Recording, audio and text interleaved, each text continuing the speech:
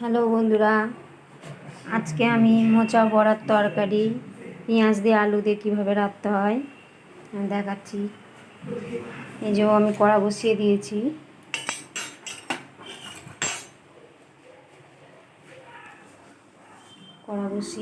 বন্ধুরা,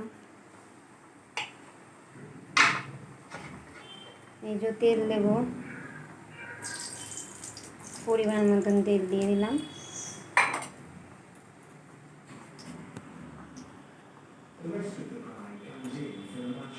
তেল দিয়ে দিয়েছি কড়াতে।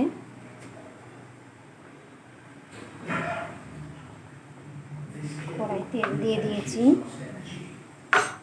এবার আমি বড়াগুলো একটা একটা করে ভেজে নেব। মেখে মাখা আছে নুন, চিনি ও আদা দিয়ে